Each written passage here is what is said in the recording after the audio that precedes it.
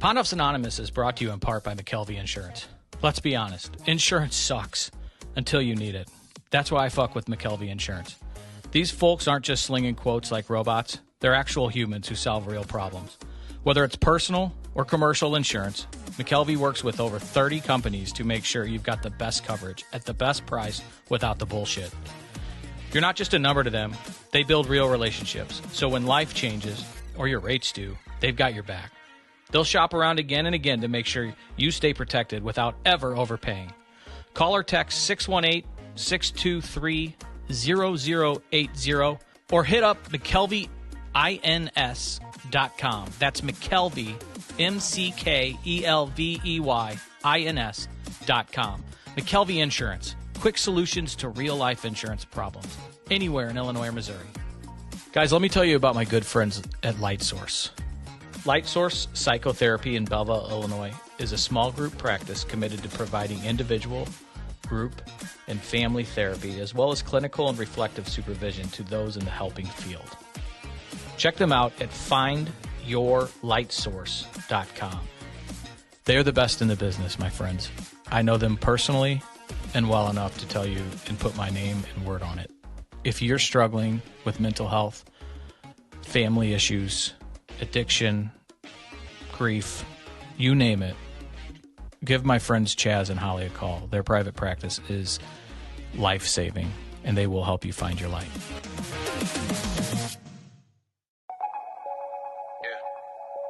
I'll react if I had to. Put some things in the past too, and don't let them distract you, but react if you have to. I'll react if I had to. Put some things in the past too, and don't let them distract you, but react if you have to. Yeah. React if you have to, yeah. Don't know the time, yeah. Just know that I'm, yeah, one of a kind, yeah. What's on your mind, yeah. What hard to find, yeah. Beautiful mind, yeah. Still in my prime, yeah.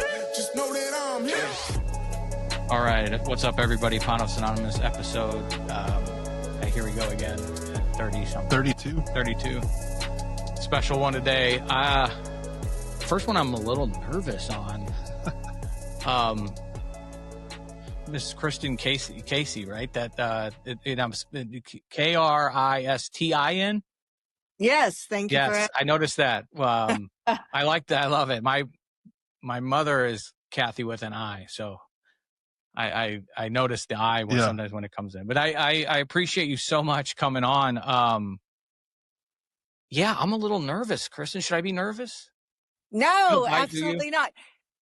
I wouldn't think so. There's nothing, everything I've done in my life from coaching to stripping to escorting, my whole purpose is to put people, men especially, at ease. So okay. I'm the last person that you should be nervous with. Well, send me an invoice because you're going to coach me through it. I'm a little bit in awe. Our dear friend Ken Iggy Strode connected us to you, and I had known distantly of your story just because of your celebrity status, if that's accurate.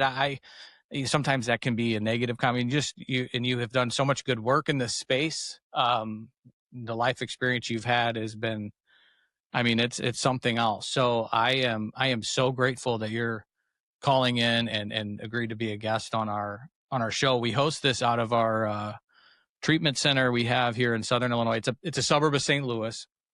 We have 48 beds. We opened and it's inpatient, medical detox and residential. And then we opened our outpatient in January. And, the sad reality, what we tell people is that there's not enough beds today. It was a desert here in Southern Illinois and where we grew up. So, it with that, and then the epidemic that this has become, especially with the stuff on the streets, as dangerous as it is. It's just having people like you come on and share your story is going to really impact folks. And I'm really just, like I said earlier, I don't have all the words of gratitude for your time tonight. So thank you so much. It's my pleasure. I really appreciate being asked. I mean, I feel like I'm always honored that anyone wants to hear my story. I'm honored anytime somebody wants to read one of my books or have me on to speak about this stuff. As far as I'm concerned, I mean, I'm just another recovered drunk. And if anything I have been through is helpful to anybody at all, then I'm thrilled to know that. And I do feel what you're saying. It's crazy how much of an epidemic this is, and it's also more than anything crazy how deadly things have become. I was the kind of addict that I would take my drug of choice, of course, was what you got and how much of it do you have. Because, and you could put a pill in. I wasn't really a pill. I was mostly about speed and meth and or coke and crack and alcohol above all. But if you had pills, especially if I was drinking or, and high, you didn't have to tell me what it was. Put it in front of me. I'll take 3 different kinds. I'll pop. I don't know if they're uppers, downers. I don't care. Just I want to change how I feel. And back then, which was, 30, 40 years ago, the odds that you were going to die from taking a pill from a stranger were, I mean, they existed, but they weren't like they are now, right? Like most people, you were an addict for 10, 20, 30, 40 years before maybe it killed you. These days you can take you can be 18 years old and take a Xanax or an Oxy that you get at a party and be dead an hour later. It's, as a father now to an 11 almost 12-year-old, it's my biggest fear. We've said on tours when we'll have people come out and give tours of the campus. We're set up like a small junior college out here, so our residential units are separate units, and then we have our admin building where we have all our learning and cafeteria, and we give tours quite a bit because a lot of people, families that have loved ones or professionals in the industry, social workers, hospital workers, physicians, a lot of people that before they check into treatment, they think that they have this misnomer that you're going to kind of a psych ward type of hospital. So we give tons of tours to break that stigma, or anything but the reason I bring that up is because we almost say it every tour now that, do you remember when our grandparents used to say, don't take that because you never know what's in it? Like when they were scaring us kids about drugs, I hear my grandparents saying it. And I mean, shit, they lived at taverns too. So they probably had some experience, but and that's more true today than it ever has been. You don't know what's in it. There are kids that are taking Adderall to study for testing in high schools and either dying or getting Narcan back to life from it. And it's so scary. Yes, to your point, it is not the slow death that I was doing to myself drinking the way I was drinking, and doing. Yeah. So let's start at the beginning. Where are you born? Where are you from? I was born and raised in San Diego. I lived there till I was just about 16 years old. And, okay, Southern Cal. Yeah. I consider myself I've been living in Texas for most of the time since then. So that would have been like 40 years ago. I moved to Texas. I did go back to California. We'll get to that. But I fell in love with the rock star who lived in LA. So I moved in with him and I lived there again for a while. So I'm kind of a Southern California girl. But I'm also I've become kind of a Texan, and there's a little bit of a Vegas girl in me as well. Okay. My wife's from Southern Cal, so she grew up in Long Beach and Riverside, and then we get back. I have some family in Chino Hills, but it's funny. So she went to Fuller Seminary and then went to Pepperdine, and I thought I was marrying into some money because she went to Pepperdine, and I didn't realize that. No, my son's children will be paying her loans off. But it's a beautiful campus. Shit, I love it. Yeah, I've driven past it. I've seen it. It does look like a place that I want to go to school there just because of the location and the beauty of it. Right. Yeah. She gave me a tour, and I was like, oh, no wonder why it costs, a fucking a year. Yeah. Holy shit. But when she decided to move to St. Louis, all of her friends said, the Midwest suits you. And she didn't know if she should be insulted or. I would have insulted. I don't mean to, I shouldn't say that. Sorry to everyone every Midwesterner listening, but I would have been like, what are you talking about? Right. Southern, because when you're from Southern California, you do grow up with a little bit of a snobby, like, Sure. we're the coolest. And still, you go out there and people have this attitude, like, doesn't matter where else you're from, we're the coolest out there. I mean, it's definitely the weather, and there is a vibe that I get when I go visit. I will say though, when her friends come and visit and they see like our neighborhood and they've been to Forest Park in St. Louis, they're like, you know, this is actually really charming. And then they see the space that you can have for the money that exactly compared to Southern Cal. Yeah. Right. Which I'm sure in Texas is probably, you know, you guys, the much more space in Texas than Southern Cal for the. Oh God, yes. I was a realtor in my 30s. When I first got sober, I think I got my real estate license maybe two or 2.5 years later. And the only people who weren't, the people who were the most delighted by our prices and how much you could get for the money were from California. Yeah.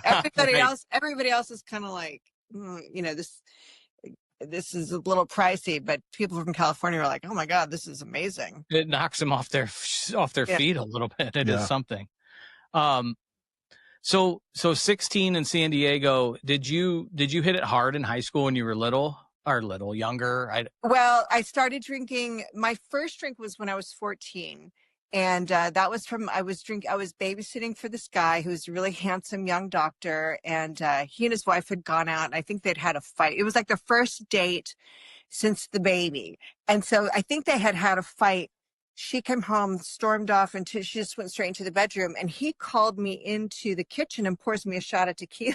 Oh, and all I knew was that this really handsome doctor was pouring me a drink, and there was salt and lime. And I was like, this is kind of cool and sexy, whatever.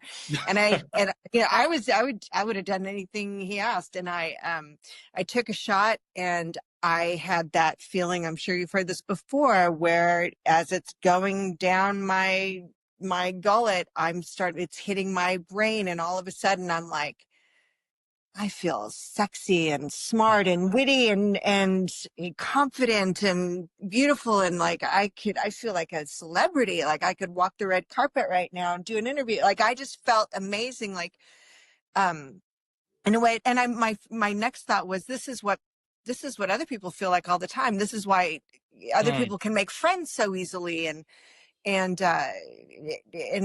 not be self-conscious or a wallflower at parties. This is what normal feels like. And so he drove me home, and I went to bed that night thinking, where do I get more of this stuff? Sure. And my parents didn't keep a lot of liquor around the house. They had a couple of bottles, I guess, in case they threw parties, but they drank so little, my parents, that if I'd even taken, like, if I'd have snuck anything, they'd have noticed. But I babysat. And the people I babysat for usually had like a whole, bar situation. And so I'd bring little empty perfume bottles or tiny, anything I could steal a couple of ounces and keep. And then I'd go to like high school dances, and I'd get a Coke, and I'd pour this whatever 1 ounce of vodka or rum usually is what I would steal.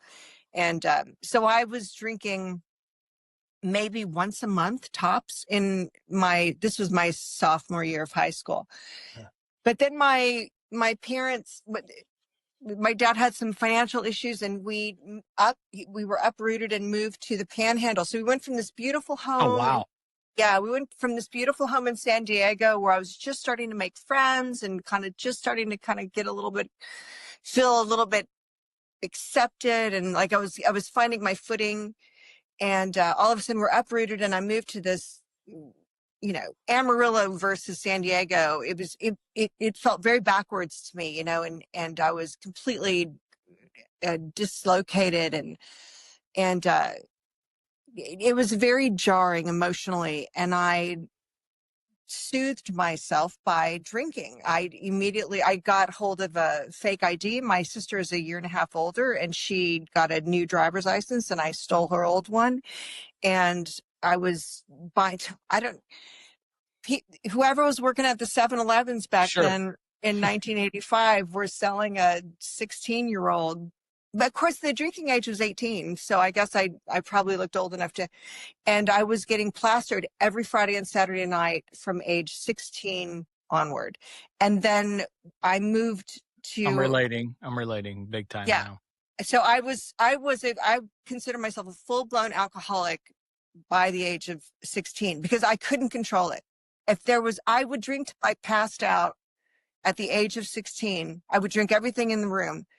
Even if I felt like I don't like the way I'm feeling, I can't, I'm about to pass out, I feel sick, whatever, I couldn't not drink if there was more. And then right before I turned 18, I moved to Austin for college, and I'm going to punk shows, and I'm going to clubs all the time, and they weren't selling me booze, but they were selling my older friends booze. And so I was drinking. You know how to get it at this point. Oh, absolutely. I lost that fake ID within probably 6 months of moving to Austin, but I started working as a stripper in a club. And so then they were just sneaking me, the waitress, the customers they were all sneaking me booze. I never really had trouble getting booze. So I was drinking to pass out or to black out. Well, by the time I was 18, more than just Fridays and Saturdays. I mean, I was working 4 or 5 a week. And so I was getting wasted 4 or 5 times a week. So yes, as a teenager, I was a full-blown alcoholic, and I drank to get wasted every single time I drank. When were you able to pinpoint that's when you were a full-blown alcoholic? Not as you were 16, 17, 18 drinking, right? But was there a time in your recovery, or was there a time later in your active addiction that you said, man, that's when I was hooked? I remember at 15 wondering why my friends could drink a few drinks, get a nice buzz, have a good time, and I couldn't stop. And I'd be making myself. And I remember thinking, because there was no internet, there was no literature, nobody was telling. I didn't know what an alcoholic was. I didn't understand why. I was very conscious of the fact that I should stop drinking. Everyone else has got a nice buzz, and I keep drinking, and I'm making a fool of myself. There's something weird about that. But looking back, I did have a period where I started to get my act together. I would say every time I drank, I lost control, but I had dropped out of school, and then I went back. And so I was around 20 where I really wanted to make something of my life. And so when I wasn't at the club being fed booze, I wasn't going out of my way to get it anymore on my off nights. I really wanted to so I was around 20. And then that's when I met my rock star boyfriend. And of course, his life was all about booze and Coke, and it was everywhere all the time. And that's when I started drinking just constantly. I dropped out of school for a second time. And that's when I knew I had a real problem. I was like 21 years old. And I continued drinking, unabated for 8 more years. It's well documented who that boyfriend is, right? Can we say who it is? Yes. I mean, if you haven't read the book, his name is Joe Walsh. He's a guitar player he was in the James Gang. He had a big solo career. He was also, and still is, in the Eagles. Famous for Rocky Mountain Way, Hotel California, Life's Been Good. Those are a few of his biggies. He's considered one of the greatest rock guitarists of all time. And he's had a close to 60-year career at this point. And famous for not just for his guitar playing, but for his addictions. And he's been clean and sober for longer than I have, over 30 years now. Really? Yes. I didn't know that. He got sober in 94. And I talk about that in the book because we were together when he got sober. I didn't get sober till 97, which is why we broke up in 95, because, obviously those kinds of relationships don't tend to last very long when one person. Fun fact about Joe Walsh, he was really, really good friends with the namesake of our microphone. Oh, Heil? Bob Heil. No kidding. Yep. Did you know Bob Heil? No, I don't recognize that name. What was he? Bob, he invented the talk box. You're kidding. That's the guy who invented the talk box. Yeah. Wow. So, and he is from where we're located right now. He's from Fairview Heights. He's from Marissa, Illinois. Okay. Yeah, the coal miners or something. Yeah. Because Joe was one of the few who kind of made that talk box popular, I think. Like him and Frampton were kind of two of the first Yeah, Joe Frampton and Richie Sambora. Jeff's a musician. I'm a music nerd. He's been excited for this because of the music angle. Yeah. I'm excited for this because like the addiction stuff, and it's so fascinating to me on what you're doing now. I, in a previous life, dated a dancer and know the lifestyle there. That I don't think I know anybody that works in that industry that, well, if they're sober, they went through some kind of recovery. It is I mean, everywhere. Now that you mention it, I knew and know a lot of sober strippers, but I don't probably know a lot who were sober and then got into stripping, which is not to say there aren't a ton of them, especially these days. But when I was stripping in Vegas, I got sober while stripping in Vegas in the late 90s. And I didn't realize at the time how many of the girls I was stripping with were clean and sober. I knew a girl I used to party with, and she got clean and sober, and she would come up. We didn't work the same shift a lot after that, but whenever we did work the same shift, she'd come over to me and ask how I was doing and kind of start prying into, how bad, what kind of wreckage my personal life had developed into. God bless her, right? She'd poke me in the liver and she'd remind me, I'm saving a seat at my meetings if you ever feel like you want to, change direction. I'd be like, yeah, whatever. Right. And to get sober, she ended up becoming my sponsor. Did she? That's incredible. She did. And she was the most amazing sponsor. I just saw her recently. She came to my wedding because I went to Vegas to get married, but she, congrats.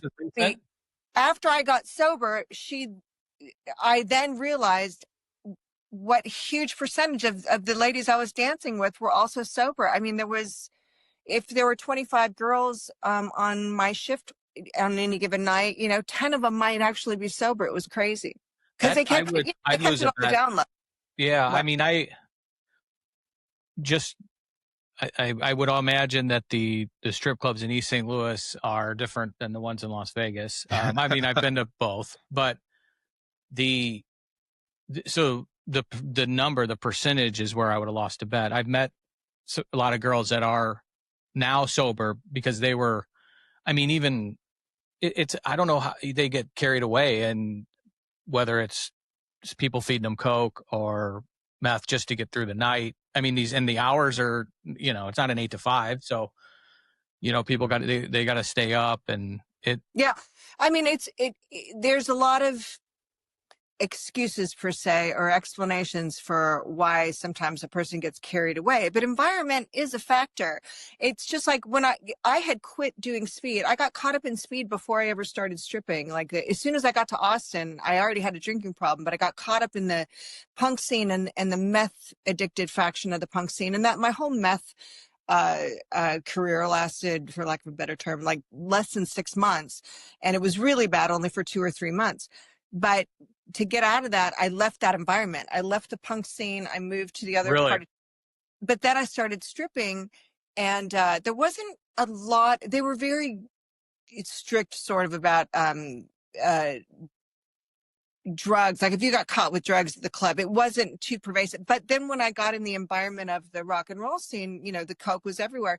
Had I not started dating Joe, I may not have gotten addicted to Coke, but it was everywhere. And I didn't even do it. I turned it down for the first couple of months. And finally, because he would get up at 4 p.m. and I'd been up since noon, and then he would stay up until 6 or 8 in the morning, and I'd fall asleep at 2 or 3. After a couple of months, I was like, I want to spend time with my boyfriend, so I'll just do a little Coke. You know what I mean? Like you want to stay up, and if you're working and there's money involved, right? Like if you're stripping and that there's $500 waiting for you in the VIP room and you're exhausted and somebody offers you a bump, bingo. Your rationalization, and it's not wrong, is if I mean, it's online, I'm going to make $500. Right. If you're, it leads you to money. It's a logical decision.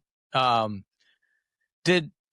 you were doing meth, I've heard this. We've talked about it here at IRC that there's the life for an active meth user. I think it's less than 7 years of life expectancy for consistent active meth users. And Yeah. the problem in treatment with meth that we see is that it's not a scientific concoction. It's a bunch of shit mixed with and cooked that there isn't, with heroin, which is now fentanyl, there's Suboxone, there's things that have come out that helps treat that, but there really isn't for meth. It's, you gotta, to get off of it, go through it. So you said 2 to 3 months, pretty bad. I'm picturing kind of a straight, bender for it. How late? I mean, would you stay up for days? Oh yes, absolutely. I would stay up for days. Of all the drugs I've done, I've never been so what I would just call sort of psychotic and literally insane. Like the thoughts I had about how to function in life made zero sense whatsoever. Like I genuinely thought my lifestyle was perfectly fine, and anyone who didn't they were the crazy ones. And I mean, I was doing absolutely crazy. I couldn't add 2 and 2. I'm driving with down the wrong side of the road. I'm making no sense, and I was never crazier. In my memory, I've never felt crazier or more psychotic than when I was on meth. And I used to tell people that in recovery, like when people come to me and say, I'm so worried my daughter or my son or my loved one is on heroin, or they're addicted to oxys or whatever. And I would be like, well, for what it's worth, it's better than meth. I always thought meth was like the scariest, the worst. And then when fentanyl came around, I thought, well, now stuff like heroin, I'm more worried about stuff like heroin because you can die so easily. Instantly, right? Yeah. It's like it's Russian roulette. But I don't think it makes you as crazy as meth. Meth does something, and I don't know all the science behind it, but to me, it just, my personal experience was meth did something to my brain that was just different than any other drug. Different. I would say, if you ask me, I'm obvious, just to what you said, I'm more scared right now of fentanyl because it's lethal. A granule salt is lethal. It could take you out and it take a first responder out instantly. Yeah. The OD of yesterday of heroin was you'd get clean and then someone would relapse and they would go back to their former use dosage and they couldn't handle it because they had detoxed and not, the tolerance was down. Now, to your point, it's Russian roulette with one empty chamber. But and it's not even long-term, the short-term damage that meth does to your brain, your body, and the decisions you make. I think it's like a demon that takes over your life, from what I've heard when I've talked to people that have been in recovery from meth and people that are actively using. It changes you, I think, unlike any other drug. It's really fucked up. You can't talk to them logically. You can't sit them down and say, look at what you're doing to your life, because they cannot. A real meth addict is simply not going to see things clearly, where I feel like with other addictions, you can get through to people a little bit. There's, you can be a heroin addict and say, look, I agree with you. My life is completely unmanageable. This isn't workable, but I can't quit. Whereas a meth user, like, what are you talking about? My life is absolutely, it makes perfect sense. Where they're spiraling terribly and they're like, I don't know what you're talking about. No, this is the first time this is good because you're so right. Ashley, my wife's a social worker and she helped me with a friend who was going down that road, and she had abused the fuck out of Adderall, and then she had also meth, just anything speed, and she'd gotten into she's, I would say, probably certifiable paranoid schizophrenic. And when she first would reach out for help, she would say these things that were happening to her that just weren't factual and just they weren't reality. And if I would try to argue that, she would think I was crazy because that was her reality. And Ashley's like, you can't talk to her. You have to almost play into the delusion. Otherwise they're not going to trust you. They won't even listen because, just like you said, they think everything's fucking hunky dory and everything's burning down behind them. It's their brain just has not comprehended everything that's on fire behind them or in front of them even. So it is a scary, scary drug. I'm so grateful that you were able to, hate to say it, move on to something else, because it takes your whole soul. It's horrible. And there's not we can treat it in resident, but there's not a real good medically assisted detox. So you're going to go, when you come down, you're going to come down. What goes up must come down. So it's so, from what I know of meth, it's every chemical you can find under the sink, and then some of the drug components. So who knows what actually you're using. And right. It's probably, my guess is that it's much more powerful than the stuff I was doing in the 80s. I hate to say it, it's probably much dirtier now. Although I did hear that the days of like cooking it in your car that's not, it's all synthetic, which makes it really, because it's getting fentanyl in it, and that's taking people out. We have people check in here all the time that will say they're alcoholics, they'll smoke some meth or do coke, or say they've taken Adderall, never said they've never done an opioid, never done fentanyl, and they're all testing positive for fentanyl and xylazine. Wow. It's so scary. It's terrifying. And I had this really intense, it lasted for a number of years. It was an occasional muscle spasm that was so painful, it would take my breath away.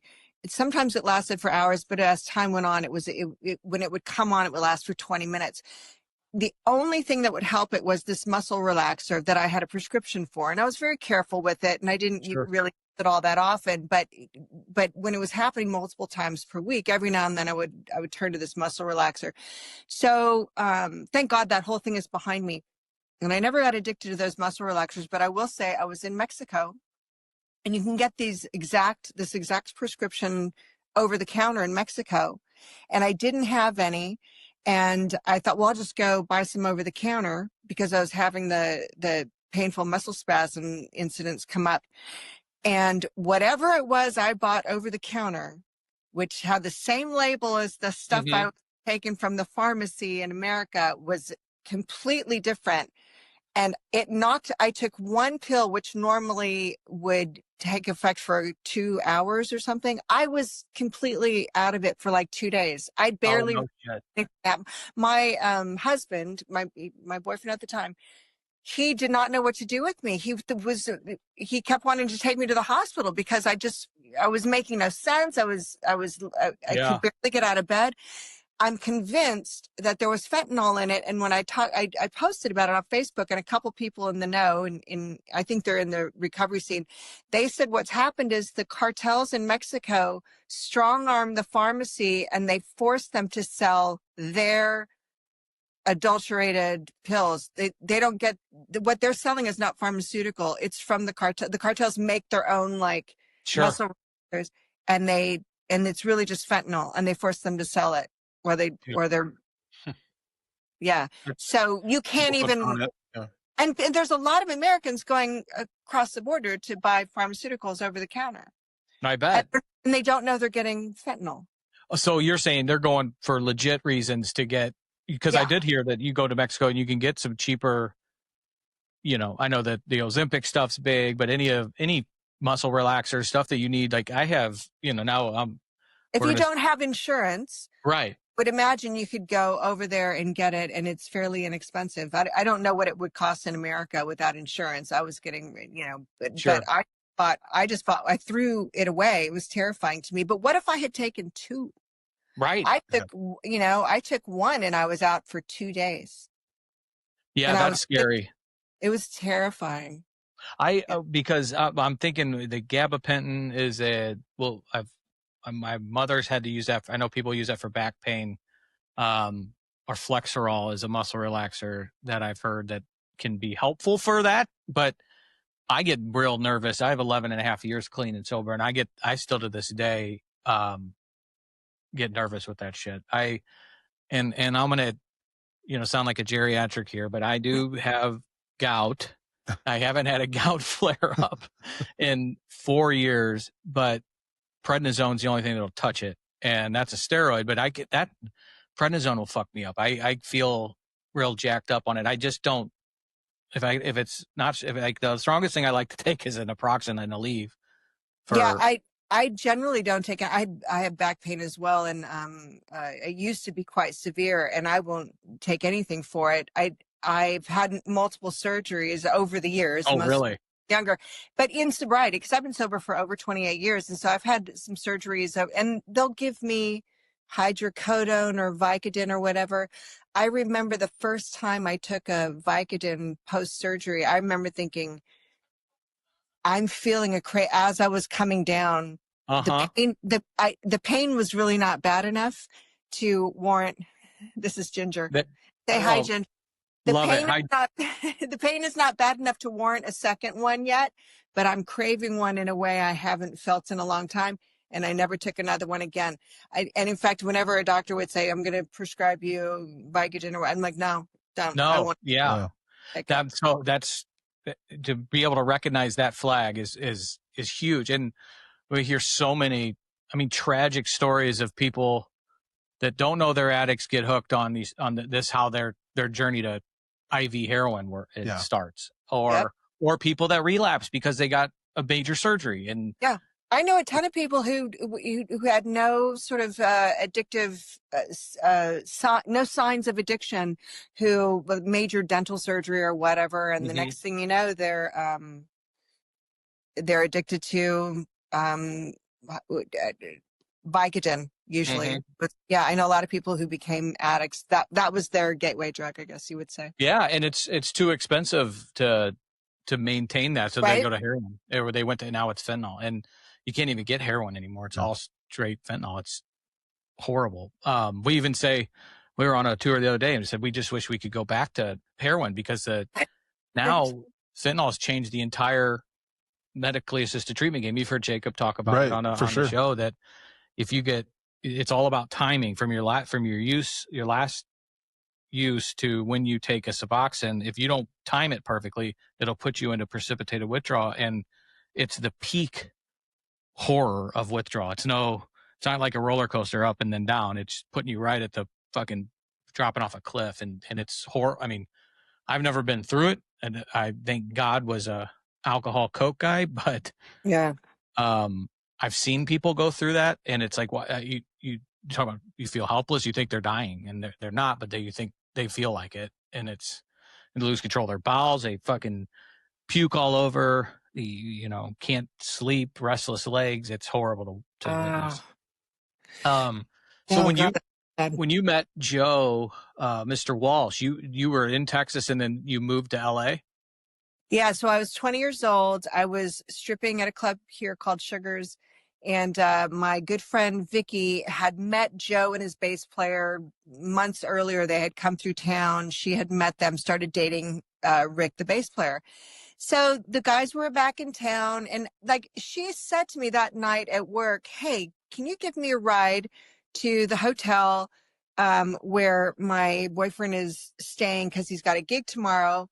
And I was like, yeah, sure, happy to. And then I completely forgot about it because I was drinking. And so this was May of '88. And so at that night, I'm in the car with the guy that I was dating. I'm very casually dating, and I was going to break up with him. I was going to take him to Denny's at 2 a.m. and break up with him. Nice. Yeah. And my friend Vicky comes running out of the club, pulls the guy out of my car. She's like, no, you promised to take me to the hotel to see my guy. And I was like, oh, okay, get in the car. I'll take you over there. And so we're driving there, and she's like, okay, when we get to the hotel, park the car, come upstairs. I really want you to meet the singer in his band, Joe. He's the singer and the guitar player. He just broke up with his girlfriend. I think you'll like him. And I was like, man, it's 2:30 in the morning. I'm tired. I knew he was a lot older, which I actually liked older men, but all I knew was that he had some gig. I'd never heard the name Joe Walsh before. I thought he's some one-hit wonder from the 70s. Might be interesting, but it's 2:30 in the morning. I'm going to go be polite, meet him, go home, and go to bed. So I'm tired. So I park the car, go upstairs. She introduces me to her boyfriend, and then she introduces me to Joe. And within a few seconds, I just knew, all right, I'm not leaving right away. There's something special about this guy. Within 20 minutes, I had a voice in my head that, I kid you not, very clearly said to me, this is the man you're meant to marry. And I was in love. I was in love with this guy in 20 minutes. And he was very into me as well. I ended up staying the whole night. We hung out all night. I detail this in the first chapter of my book, Rock Monster, My Life with Joe Walsh. And by the next day, I just thought, this is, this is a man I'm supposed to spend the rest of my life with. So he invites me to the gig. He's like, I'm playing this festival tomorrow. Vicky's coming. I'll leave you a ticket at will call. Come backstage. We'll hang out. So Vicky and I go to the show the next day. We go to his trailer backstage. It's a big outdoor festival. Okay. He knocks on the door. He opens the door, and over his shoulder is his ex-girlfriend, who they've sort of got a back and forth thing going on. And she's just surprised him and flown in and shown up. So Beautiful. I'm like so I pretend like I'm just a friend of Vicky's, and I'm going to go out and watch the show. And I'm brokenhearted. I'm like, oh my God, like he's not fully broken up with this girl. I don't know if I'm ever going to hear from him again. I guess I'll go watch the show and then go home, and maybe he'll call. So I go out to watch the show. He hits the stage, and every song he plays, I recognize. And I'm like, oh my God, this guy, he's not some one-hit wonder. He's a bona fide rock star. Like, he's huge. And clearly he played with the Eagles.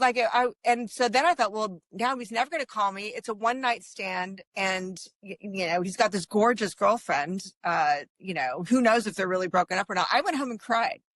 And he called me later, and he's like, I feel so bad for you. This is so heartbreaking. It was heartbreaking. Going through the emotions. But he called me, and he said, I'm not with her anymore. She just showed up to surprise me. I'm going to see you in secret. I got us a room, come back to the hotel.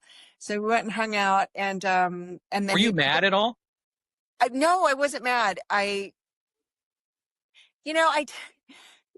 bless you. I didn't get pissed off. That being a tricky spot for him. I very much first of all, I understood. Okay, I'd been stripping for a couple of years by then, more than that, 2.5 years. I understood how men operated. I understood that sometimes breakups take a long time. I understand that sometimes you meet someone and you're not quite broken up with this person, and that's just life. So no, I wasn't mad. I was sad because I really felt like, God had put us together. So I thought. And you just thought he was a one-hit wonder too when you had this then these sparks fly too. So. Yeah, I was actually or whatever upset. I almost wished he was a one-hit wonder because I thought we'd had a better shot at making it. But he was such a rock star. I thought, he could be with anyone. Why would he want to be with me? So I was more scared than anything. Sure. Sorry. That's okay. And then he just started calling and flying me out to see him. And within a few months, we were a couple. And yeah, and we were together for 6 years total. We were engaged. I moved in with him in LA. Within a couple of 2-3 years, I'd moved in with him in LA. I was a full-blood, by that time I was doing more coke than him. And if you know anything about Joe Walsh's coke use, that's really saying something. But I can imagine. Yeah, we were going to get married, and then I started smoking crack around that time, and I started spiraling so bad that kind of ended up breaking us up. Did a couple of things. Were you making a lot of money at Sugars and doing I mean, relative for an 18-year-old, sure. I was back then you could make $300 a night every night, and that in 1980. 86, 87, that was good money. I was working 5 nights a week. I was making, You don't look a day over 30. I'm sure you get that a lot, and not hitting on you. Thank you very much. fully, right, halfway. Right. But it's every time you mention the old days, I'm like, you know what I mean? You were talking about the 70s, and she's saying she's in the punk scene. She's been sober for 28 years. I'm like, okay, so she got sober. She was 14. I got carded up until my mid 30s. I've always looked young for my age, but I do think that had I not quit and gotten clean and sober at 29, because I think there's a point, especially if you're still using at 40, you don't bounce back the same way you do if you quit before 40, especially before 30. So I did do a lot of damage. I mean, I will say that when I got sober, I saw a lot of doctors and I had a lot of tests, and I had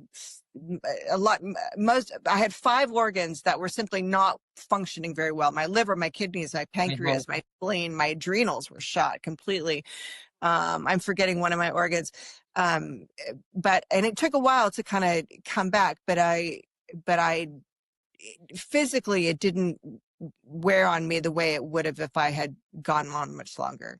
I got sober when I was 30. So it was, let's see, my birthday's in November and it was in March. So 5 months after my 30th birthday, where my friends were throwing me a party, and my mom, and I mean, it was kind of a mature party. So I didn't want to, I normally get up in the morning and start drinking the drink I passed out to, because I wasn't going to waste that out. I was totally on rock bottom. So I wasn't going to waste the $9.99 a gallon whiskey by dumping it out. I just put ice in it. And no way would I waste that. So, but that day, because the party didn't start till 4, I tried to white knuckle it and ended up like almost puking in my buddy's bathroom. I was laying on his floor before, and my mom had to tell my roommate at the time, go make him a drink so he can bounce back for his party. And that's not something my mother would ever do unless I was really sick. So, I definitely can, it's very similar. And I remember my primary care physician, who's the one who wanted me to go to rehab for about 3 years before I did. And it was a conversation for 3 years. I finally went to her and said, I'm ready. And she said, well, it's perfect timing because your liver's not going to last. My enzymes were so high. And you had to be drinking a lot at 30 for your liver to be showing, right? Like my doctor, same thing. He said, I'm kind of shocked you don't have any pathology, the amount that you've been drinking for so long, even at 30, right? But don't you feel like, do you feel like you bounced back fairly quickly?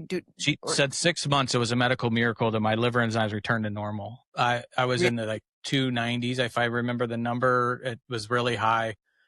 I was drinking a handle of whiskey a day and then shooting Rumpelmans for 2 years.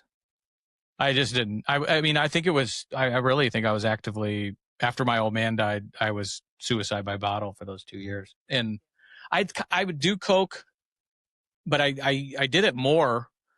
And by the last 2 years of my drinking, I didn't need to feel less drunk, which is what the blow would do. It'd keep me going, right? Yeah. So I was like, if I have it, great. If I don't give a fuck. I'll just pass out wherever. That's interesting. You and I have a little bit of a similar trajectory. By the last 2 years of my drinking, Joe and I had broken up. And so I didn't have his money anymore. And I wasn't about to spend my hard-earned money. Nice. And because I was such a drunk, I wasn't making as much money stripping as I used to. Right. So I wasn't going to spend it on coke. So, if I was dating a guy who had some, I'd do all of mine and all of his. And sure. But for the most part, I was just suicidal drinking. I was trying to drink myself to death for the last 2 years. Yeah. And if you really put your mind to it, you can do it. I think we were headed there, Kristin. That's I get goosebumps thinking about it and hearing you on a similar path, because I mean, I tell this story quite a bit in rooms and stuff, but you feel seen and heard a little bit. It was real life pain. That's why I asked how you were doing financially at these clubs, because when I've always, meth is not as expensive, coke, and I don't know how it was back then, but I know it's not the cheapest. It is an expensive habit. And if you were doing a lot of it before you met Mr. Walsh, how you were paying for it somehow. Oh yeah, I mean, honestly, if I because I was my alcoholism was affecting how much money I could make those last couple, because like in Vegas in the 90s, if you wanted to make $500 or $1,000 a night, which, at the time with inflation, that's probably comparable to $2,000 a night now. Like it was real money. Yeah, it's a lot of money. I was not making that kind of money only because I was such a drunk. First of all, I was passing out halfway through the night every night, right? And plus I looked like a drunk. So I was making like $250 a night. And if I wanted to do some coke to get to power out and stay longer, I'd have to buy at least a gram for $100, and I'd do the whole thing. So at that point, I'm spending half of what I've earned. Mm-hmm. Yeah. So that's one of the reasons I didn't buy coke, was because I made so little money that it simply didn't make sense. Because I could do easily a gram in an evening. I could do well over a gram. Oh yeah. I can, I mean, that's if I was smoking it. So you ended up, so when you were dating Joe, you said he got sober before you did, but he was using coke while you guys were together? Yeah, sure. Joe was was a longtime coke addict. I don't know when he probably started doing coke. I'm guessing around the age of 20, and started doing probably a lot of coke, by the time he was in the Eagles. So through his 20s and 30s. So when I met him, he was 40. He was a longtime coke user. The reason I started, so I moved in with him and when I was 23 and he was 43. And within, I want to say maybe 6 months, I started cooking it down and smoking it as freebasing, smoking it as crack, mainly because I had done so much in that once I moved to LA and was doing it like every day. And because before I moved to LA, I'd be with him 2 or 3 weeks a month. Once I moved to LA, I'm with him 24/7. I'm doing it every single day. I mean, I would do it 5 days and then maybe take a crash for a day and a half. Right. I was say take a fucking nap. And then, and then take a half a day off. And then, so I was doing it five days a week. Were you eating? Anything? Not very much. I mean, I was very skinny, but I was eating enough so that I mean, in LA, everyone was thin, right? But once I started smoking it because we got some stuff that was kind of, there was something wrong with it. And I was damaging my septum, but we got a hold of some stuff that by the end, we probably bought an 8-ball. And within a couple of days, I burned a dime-sized hole in my septum. And that was a real issue. So I was so scared of that hole getting worse that I started smoking. That was my excuse to start cooking it down and smoking it. Joe would never do that. And it terrified him to see me do that. Right. But at that point, then I'm kind of off the deep end, that I'm going through huge amounts at that point. We're speaking to someone that made Joe Walsh nervous about using drugs. Well said, Jeffrey. Yeah. You know you're bad when Joe Walsh is worried about your drug use. Yeah. Jeff, how many times do I have to pull you off a strip club floor all coked up? Not very many times. Jeff is our audience. He represents a lot of friends and family Jeff is not an addict. He enjoys a good bourbon, but I don't think he's ever gone skiing or anything. No. So maybe a numbie here and there, but he's wow, that's big of you to admit. But also a father is terrified of what it's become now. And so Jeff, he brings a lot of the good perspective from, because you and I could talk about it all day. Like, people that are listening may not know what the fuck we're talking about but when you freebase, it's when you cook it and smoke it, right? So you cook it down into rocks. You cook it down. You can do it just at home in your kitchen, and it purifies it and cooks it into a rock that you then stick in a pipe and smoke. And so it's a much more intense high. Right. And it also is not quite as long lasting. So you can just do rock after rock after rock. And you can literally just sit in a corner of your living room for days at a time, because just feeding more rocks into that pipe. It's not like when I was snorting it, Joe and I would go out to dinner. We wouldn't eat a lot, but we'd be social at parties. We would be having people over. We would shooting pool, playing music, going swimming, having sex. On crack, I'm just sitting there with a pipe, just me and my pipe, and Joe's like, can we go, about anything can we else? go out? And I'm like, in a minute. And like 2 days later, I'm still sitting in the same place. My God, it just hijacks. But one of the reasons I wrote that book was because I wanted This is Rock Monster? Yeah. The reason I've written 2 books. The first one is an addiction memoir. And it's the main reason I wrote it was because I still remembered with absolute clarity what was going through my head all those years. And for my loved ones and the loved ones of any addict, most of the time they're so confused. They don't know why their loved one is acting so crazy. And I thought, I can explain it, because I can remember why the crazy seemed so sane to me. And I can help the loved ones of addicts crawl inside the head of their addict. And the most rewarding thing of all in probably my whole life was when I would get emails from people who said, I think I understand my addicted sister or my addicted child. Mm-hmm.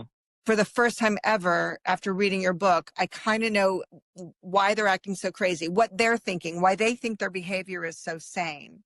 And because there's so much animosity and frustration and eventually anger and resentment that when you're watching someone you love act so crazy and destroy their life, eventually, at first you're concerned, and after a while you're just pissed, right? Like, Absolutely. and you just want to shut them out because they just won't.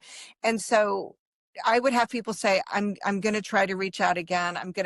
I feel more compassion all of a sudden. I'm going to try to meet her where she's at.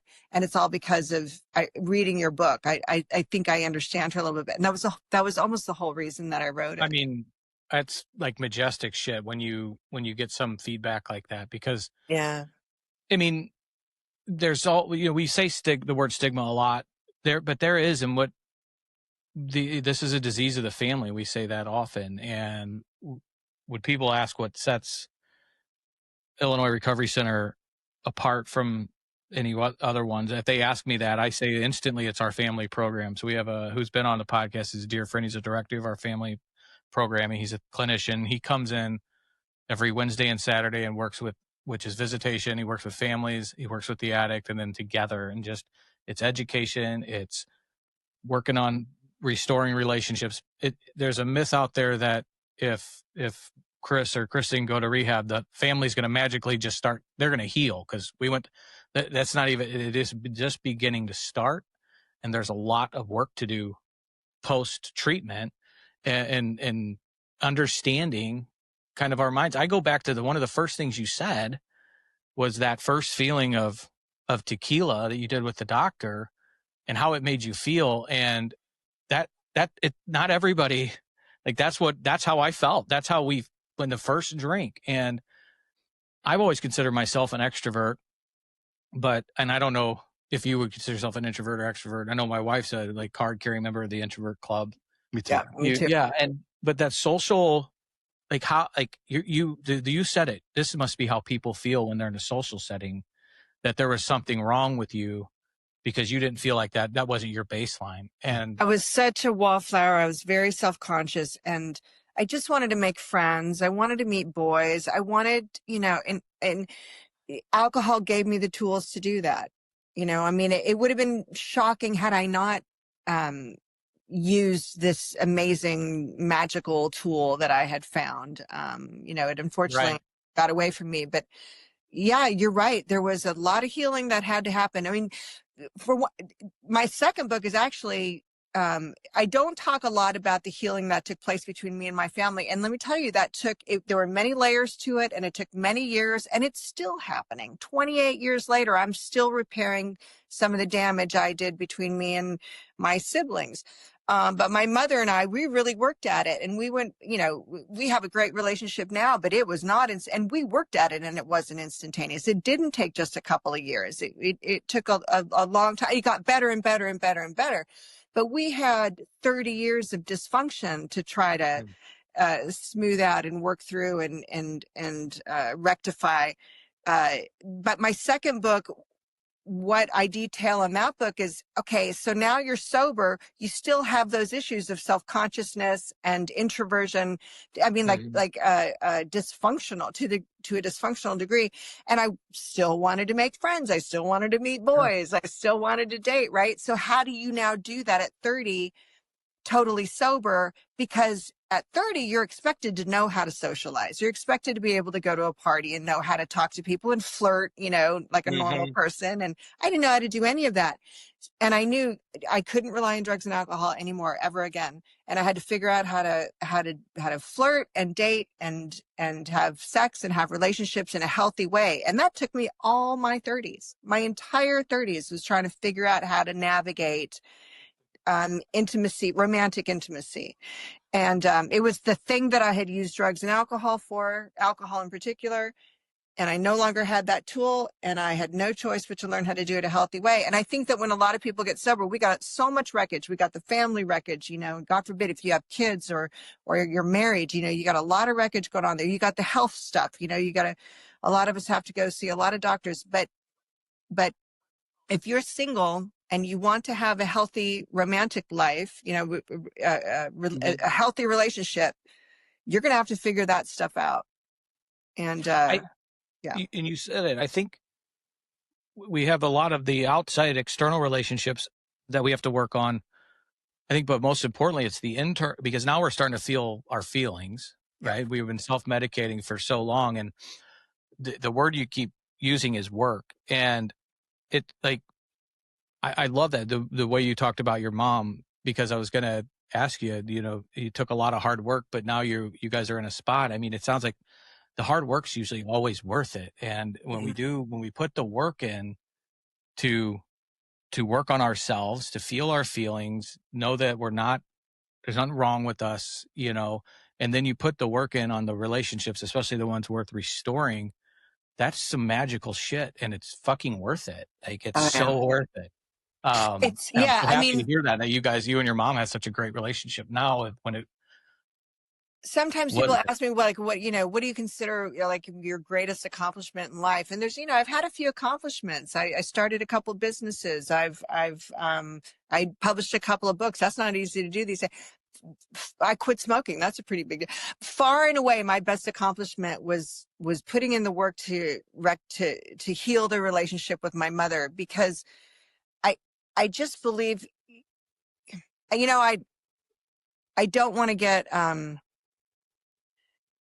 too woo-woo or spiritual, but I personally believe that I came into this world with the family that I did for a purpose. And had I not tried to heal those relationships, I would have failed one of my main purposes in life, which is, and I think that this is a kind of a truism in the psychological arena. Most psychologists will tell you that the quality of your life is largely dependent on the quality of your relationships. And that's friends, family, and love, and romantic partners, right? And so funny you said that.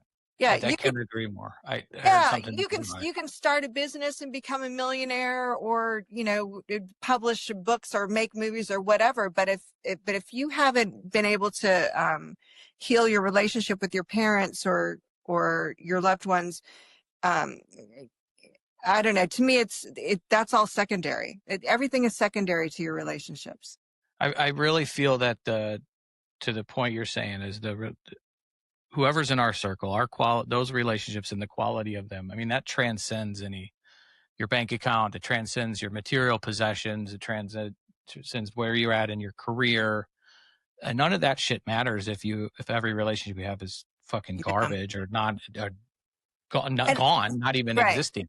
I mean, and obviously some relationships are toxic, and some parents absolutely deserve to be shut out of your life. Sure. There are those abusive relationships, but my parents are good people. And, I feel incredibly blessed that my mother and I have the relationship that we do. And I thank God that we were able to come to it before she got any older than she did. Right. I would never forgive myself if my mother had passed before we had, healed our relationship. That's the kind of thing I would carry to my grave, right? Sure.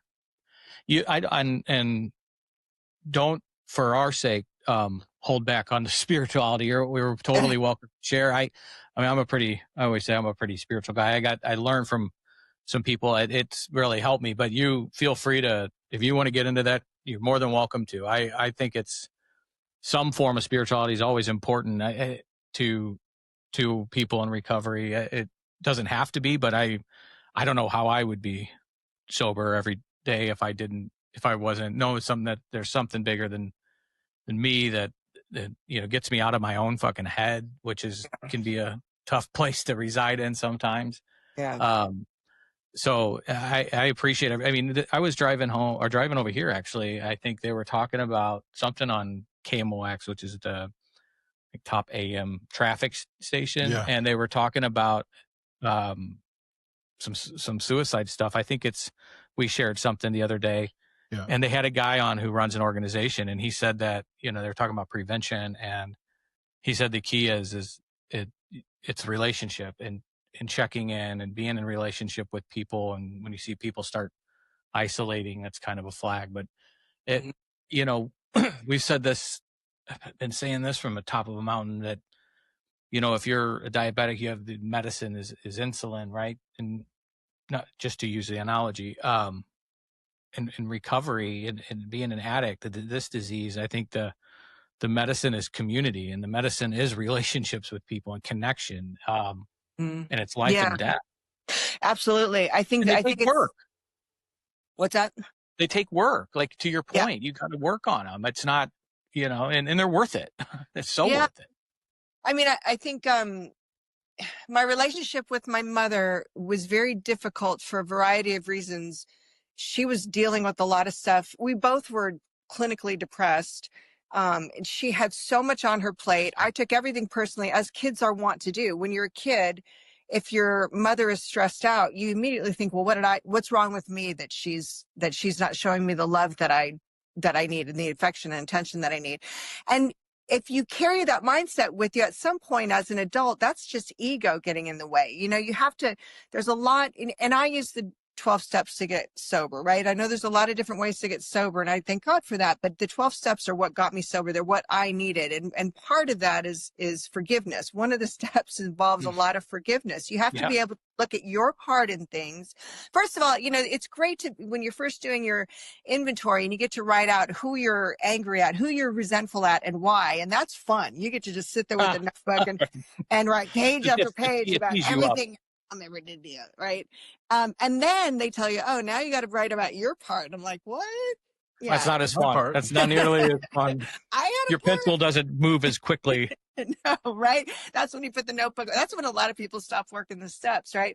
But then you realize, oh, not only did I have a part, and then you have to look at things from, I'll take my mother, because that was like my number one resentment. I had to look at things from her side, and that was eye-opening. And then and then as soon as you start to look at things from the other person's side, the forgiveness starts to come to me, it's somewhat easily. And then at some point you have to forgive yourself too, for the way you behaved and for what I did to not just drive a wedge between us, but to keep that wedge alive for so long.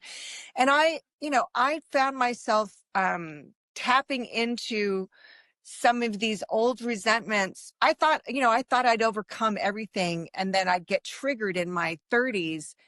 And even in my 40s, something would trigger me and I realized, oh no, I've been in denial. I'm still harboring some resentment or some fear about my value as a person, based on whether or not, my parents are giving me the attention that I want or the approval that I want. At some point, it's a maturing process. Sure. Learning to love yourself, whether or not everybody's behaving and treating you the way that you want. That's a maturing process. And so it's all a gift. I want to become the best person I can become, the most forgiving person, the most mature person, a person who can handle the people in her life not always acting the way I want them to. And to me, that's part of that spiritual growth. That's overcoming those behaviors and reactivity that you develop as a kid when you react to all your fears and resentments. Instead, you inventory them, you analyze them, you work through them, you have the tools to move forward. And the level of self-awareness you develop a level of self-awareness, and you develop a much quicker ability. And the funny thing is, it got to the point with my mother where at some point I was like, I'm really glad I feel like I was able to forgive her for not being the mother that I wanted her to be. But at some point it was like, there's not even forgiveness. It's not even necessary anymore. She was doing the best she could. She had so much on her plate, and I just saw things. I got to the point where I was able to see things from her perspective, where forgiveness wasn't even an issue anymore. I didn't have to forgive her because she didn't really do anything wrong. She wasn't perfect. No one is, right? And sure. And that's when the relationship just took on a whole new level. And it's been very, very rewarding. And I see a lot of people who it's just too much work. It's too painful. And to be fair, not a lot of people have a parent who's also willing to do the work. It's really helpful that my mom really wanted to rebuild a relationship with me as well. Yeah, no, when you say that, certain people, I mean, my wife for one, and her mother isn't one that needs that type of bridge. But I will say that I think when we were drinking and using, we're not like at least for me, I would do anything, including all the like the rot gut whiskey I was drinking. It wasn't Crown Royal or something top shelf. It was at the end, the more I could get for the dollar, was what was important. And I wasn't doing all that. I was doing all that so I didn't have to look inward at all. Yeah. So then when we get sober, there's something about going through recovery that makes you look inward. And that is at first like climbing fucking Mount Everest. It's so scary, but it's so fucking rewarding, man. I just, and that's why I'm really grateful that I am an alcoholic, because I don't know if I would have had this level. If I wasn't, I think I'd maybe be cruising along, but I'd probably have a lot of unhealthy relationships because I just wasn't, it takes work. I wouldn't want to look inward, and think I need to grow in certain places, or that I have a lot to learn. And we're always learning. So when you were talking about all the work, and looking inward and being able to say, man, I can put myself in my mom's shoes and she did the best she can. I've already arrived at a place of forgiveness. That's not even needed anymore, because now that's kind of what was going through my head when you were talking about that. Yeah, I feel the same. I mean, it sounds weird to say, I think, I mean, I get it when you say it, and I think you'll get it when I say it, but a lot of people think it's crazy when I say something along the lines of like, I'm glad I went through what I did, because I don't think I would have the maturity or the level of self-awareness or the,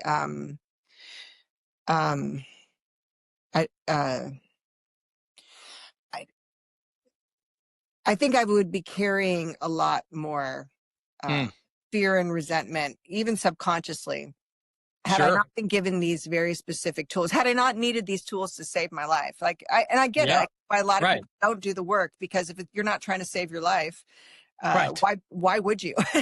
Right. Yeah, fun. It was life and death. And going back to what was there one moment? Was it accumulation of like the last 2 years? What was it that got you to finally say, that's it? Well, it's funny. I fully intended to just keep drinking until my body gave out. Mm-hmm. And I was saving pills. It was hard for me to come by, but I was saving as many pills as I could, because I was hoping I was going to be able to find a combination of Xanax and booze that were going to really do the trick. But then I got a roommate who was stealing them as fast as I could hoard them. So I never quite had enough to do it. And in my head, I believed myself to be hopeless. I did not see a place for me in this world whatsoever. I really felt like God had given up on me, and why wouldn't he? I was a worthless piece of shit. I'd fucked up everything. The world would be better off. My family would be better off. Everyone would. I'm nothing but a constant source of worry to my family. There was nobody in my life who was really benefiting from my existence, and I just thought that what it would take to rebuild my life, to make something on my life, is so huge. I don't have it in me. I'm not capable of it. Because the thing is, when I broke up with Joe, Joe broke up with me, I had spent 6 years building my entire identity as a rock star's girlfriend. I was not my own person. I was not an autonomous individual. I didn't have my own interests. I'd given up everything that made me me. I'd given up my writing. I'd given up anything that made me a unique individual, and my entire identity slowly over 6 years was just being a rock star girl. So when he broke up with me, I felt completely unmoored. I had no identity. I was like completely vacuous. And so that very day, the day that he told me it was fully over, I thought, there's only one thing left to do, and that's drink myself to death. And then I did for the next 2 years. That's all I did. Every waking moment, imbibe as much as I possibly could. And so this one day I got so sick. I had switched from and like you, I was drinking the cheapest booze I could get a hold of. And I switched to some cheap vodka, I think it was, instead of the one. And I don't know if that's why I got so sick, but for some reason, when I came to the next morning, I had never, and I've been in the hospital twice already for alcohol poisoning, but this was really. But this particular time was so bad. I couldn't speak. I could barely move. I couldn't, like, my fingers didn't work. I literally could not speak. And I was staying at my best friend's house where I spent a lot of nights. And he had jumped up, taken a shower, and was off to work. And he looked at me. He came in the room and he looked at me and he's like, something's not right. Do you need to go to the hospital? And I couldn't speak to say, but in my head, I was like, no, I may have just accomplished this suicide plan, right? So I was like, I shook him off. And I know he knew better than to force me to go to the hospital, because he knew I'd cut him out of my life if he did that. And he also knew that if he didn't go to work, he'd lose his job. So he went, and all I did was just vomit all morning long, and basically lay in bed in the most excruciating pain I'd ever experienced. And there was a clock on the wall, and I was testing I was counting my heartbeats with the second hand, and it was I probably came to around 8 a.m. until around 1 o'clock that day. So what's that, 5 hours? It was over 200 beats per minute. That whole time I'm laying there, just occasionally rolling over to throw up pure bile over a dozen times. Oh. I kept thinking, I'm about to get what I've been after. Today's probably the day I'm going to die. And then my next thought would be like, why am I not happier about that? I should be happier about that. And I just felt strangely sort of neutral and not so good about it. And so then I had no choice but to lay there and think about what I was really doing. And that's when it was like this veil was just lifted from my heart. And I just realized I had known all along that suicide was not the way I was meant to go. Suicide was wrong. It is not. Life was a gift. I had screwed it up. I had blown it big time. But I was young enough where I probably had a second chance, and maybe, God willing, I could find another purpose in life, and maybe I could turn things around. I just knew that suicide was wrong. Thankfully, I didn't know who my God was. I didn't understand conceptually anything about, I had my spiritual sort of belief system, but I knew that there was some sort of higher power out there, and this higher power had given me this gift of life. I'd screwed it up, but I could probably be given a second chance if I just didn't let myself die. And I realized everything I'd been doing was just wrong, that I'd been in total denial. And I thought, all right, if I live through today, I'll call that girl from the strip club, have her take me to those damn meetings. And right then is when my heartbeat started dropping. My heart rate started dropping almost immediately. And I called her the next day, and I wasn't able to get to a meeting for a couple of days, but I finally did. I hated everything that they said. I didn't understand why they were talking about gratitude. What the hell does that? I'm dying here, people, and you're talking about gratitude, but I just kept going back. I had nowhere else to go. But yeah, I would say it was a spiritual experience. And the funny thing is, 2 or 3 days, I think it was 2 days after I made that decision, I was able to get up, and I wanted a cigarette really badly. Sure. I got in the car, drove 2 blocks to the 7-Eleven. And instead of going to the cigarette section, my feet immediately went to the wine section, where I would normally get my Kendall Jackson. And I started shaking because I was so torn, so incredibly torn. And I don't know where I found the courage to do this, but I pivoted. I ran back to the car. I fell inside the car. I just bolted. I just got myself home. Halfway home, I pulled into a bar, because there's a bar right between home and the 7-Eleven. It's a 2-block road. There's a pub on every street corner in Vegas. I pull into the pub. Sure. I can't help myself.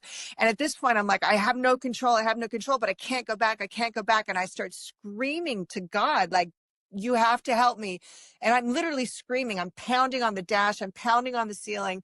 My way isn't working anymore. You have to help me.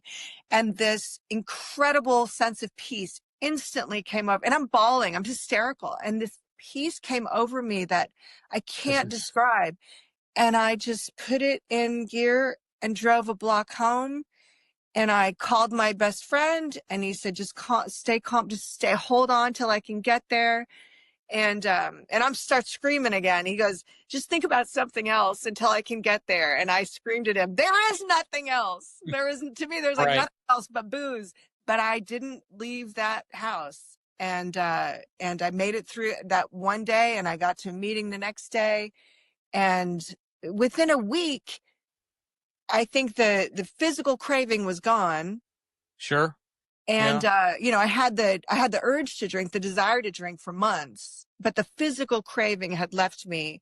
And so It's super dangerous too. Yeah. What? It's super. I mean, we tell people now if I think the odds of me surviving were probably 2-1. I think that which is not good. People who drank like I did, about 1 in 3 actually succumb to that alcohol poisoning. Yeah. They either succumb to it by dying or they have to drink. They have to grab the bottle. 2014 is when I got sober, and that I remember my doctor was like, don't quit cold turkey when nobody's asking you to do that. You have to get medically detoxed because it was going to be, that was her fear. And we tell people that between Xanax and alcohol can be fatal. But you said this, and I got a little choked up about that sense of peace you had. And that was, I've told the story a million times. That was my first night in rehab when I had a screaming match with Jesus and cried myself to sleep. And I woke up and that had washed over me. That sense, and I think that's what you said. It's just like, yeah. And if you know, you know. It's one of those things. When you were talking like that, I was like, I mean, it's such a gift to be speaking with you, because if you know, you know. And that was when, and thank God for me, I was in a treatment program, because I don't know if I would have been able to stare it down at a 7-Eleven or at a bar parking lot. And God bless you. And that's so fucking ballsy. I am so in awe. But I know that peace feeling. And I was telling this to somebody Saturday night here, that when I felt that peace, I knew it was black and white. I had what peace felt like now. I knew what it felt like. Just happened. I didn't know what that felt like for a long time, but I knew what chaos felt like. My whole life was fucking chaos until that peace washed over me, and I did not want to go back to that chaos. Yeah. Such a chaotic life. And God, I just can empathize and resonate with everything you're saying with that. We have a lot in common besides the fact that I'm a short, chubby, bald Italian guy. You're a beautiful supermodel from Southern Cal. We have a lot in common. We do. Our trajectory is kind of similar. I love when I hear about somebody who's had that weird peace experience, because it's not everybody. No, it's not everybody who has that sort of burning bush moment, right? But I definitely had one, and I chalk it up to a spiritual experience. Other people might say, well, it's just some sort of chemical in your brain. You reach some sort of peak emotion and your body floods you with endorphins or whatever. I don't know. I felt like my higher power was just waiting for me to surrender. And in that moment, it's your story. And enveloped me. Yeah. You own that, because it was not me that did this. I got myself to rehab. That's my way, got me into treatment, but it wasn't me that washed that piece over. It was something way bigger than me. And honest to God, if there was a way to make it happen for other people, I would teach them how to do it, because I get calls from people who are like, I know I need to get sober. I can't get past. I get to this point where the choice is rehab or more booze and more drugs. Mm-hmm. And I can't, and I don't know how to tell them, and then you always say, well, everybody's bottom is different. You got to hit your bottom. But the truth is, some people's bottom is actually 6 feet under, mm-hmm. Some people just don't make it. I don't know what it was that made me so fortunate that I didn't go into that pub or didn't buy that booze. I don't know what it was. I think that I do feel fortunate that there's a lot of people who are raised in families where they believe in God and they talk about God, but they just don't have that. They don't believe in it. I always did believe there was some kind of higher power. I don't know why. I had no proof. I had no particularly moving spiritual experiences as a child, but I always did have a certain level of faith. And I think that was really helpful to me. I feel sorry for, and I don't mean that in a disparaging way. People who have people who are genuine atheists, I think it's much harder for them to get sober, probably. If they're really bad off, because what is it that's going to convince them that, you know, that they have a higher purpose in life if they don't? I don't know. Yeah, no, that yeah, and it's not a judgment. I just know personally, if I didn't have that source of hope, that there's something bigger and better, then I personally would really struggle with a day-to-day life and that hope is so powerful. And to your point earlier, I mean, I pray I wish, and I think it's why I do this. It's got to be why you do what you do, and you've done for 28 years now, is try to help people in this community. Because we got that, maybe we're the lucky ones that got that sense of peace. And when you get something like you don't feel worthy of, you just want to show people there's a way and give it. And I wish I had it, that I could give it to people and promise them it'll happen to them. I know the odds are better if they, and this life is better. It's not, I think Jeff, you posted something on our page,